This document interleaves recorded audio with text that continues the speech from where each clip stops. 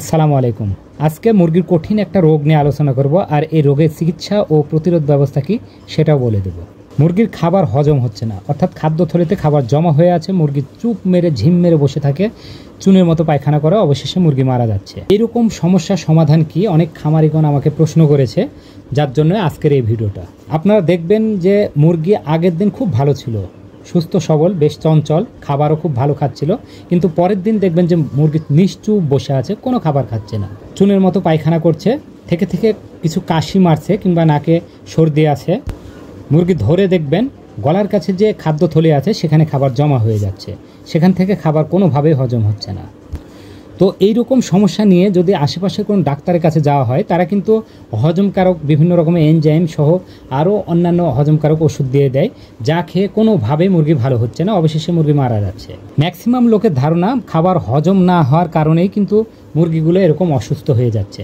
আসলে ধারণা কিন্তু আদৌ ঠিক না। মুরগি সাধারণত সুস্থ অবস্থায় খাবারের তাগিদে খাবার গ্রহণ করে খাদ্যথলিতে সঞ্চিত করে রাখে। অনুকূল পরিবেশে সুস্থ অবস্থায় মুরগির খাবারগুলো আরও অভ্যন্তরে যাবে, অবশেষে হজম হবে এবং মুরগির শক্তি যোগাবে।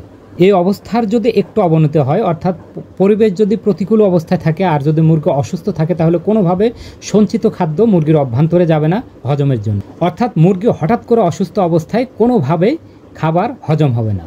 অনেকের ধারণা থাকতে পারে অন্যান্য রোগে মুরগিগুলো খাবার তো ঠিকভাবে হজম হয়ে যায়। তো আমি বলবো, মুরগিগুলো যখন অন্যান্য রোগে আক্রান্ত হয়, বিশেষ করে ধীরে ধীরে কোনো রোগে যদি আক্রান্ত হয়, তখন তাদের খাবার খাওয়ার প্রবণতা একেবারেই থাকে না, যার কারণে মুরগির খাদ্যথলি সবসময় ফাঁকা থাকে, আস্তে আস্তে অসুস্থতা বেড়ে যায় এবং ধীরে ধীরে মারা যায়। আর এই রোগটা কিন্তু খুবই ব্যতিক্রম, কারণ রোগটা সুস্থ অবস্থায় হঠাৎ করে হয়, যার কারণে সঞ্চিত খাবারটা শরীরের ভিতর দিয়ে নিষ্কাশিত হয় না, যার কারণে খাবারটা হজম না হয়ে জমা হয়ে থাকে। এই অবস্থায় অসুস্থ মুরগিকে ধরে দেখবেন যে মুরগির অতিরিক্ত জ্বর, থেকে থেকে কিছু কাশিও মারতে পারে, আবার ঠান্ডাও থাকতে পারে, অর্থাৎ নাকে পানি থাকতে পারে। এই অবস্থায় মুরগিকে যদি কোনো ওষুধ খাওয়ানো হয়, তাহলে সেটা কিন্তু আরও খাদ্যথলিতে জমা হয়ে যাবে, সেই ওষুধ কোনোভাবেই শরীরের অভ্যন্তরে প্রবেশ করবে না, তার ফলে হজম তো হবেই না, মুরগি আরও তাড়াতাড়ি মারা যাবে।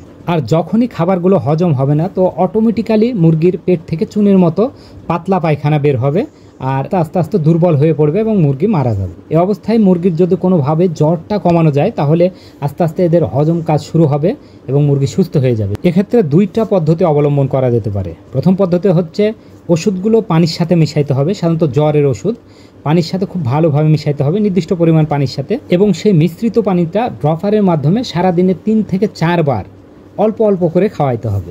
সেক্ষেত্রেও কিন্তু জ্বরটা কমার সম্ভাবনা থাকবে। আর দ্বিতীয় পদ্ধতি হচ্ছে ইনজেকশন।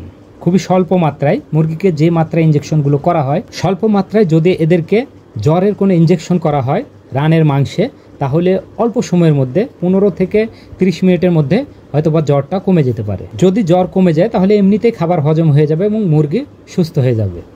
দর্শক, ভিডিওতে যে মুরগিগুলো দেখছেন, এগুলো ফেন্সি মুরগি, জাত কলম্বিয়ান লাইট ব্রাহ্মা।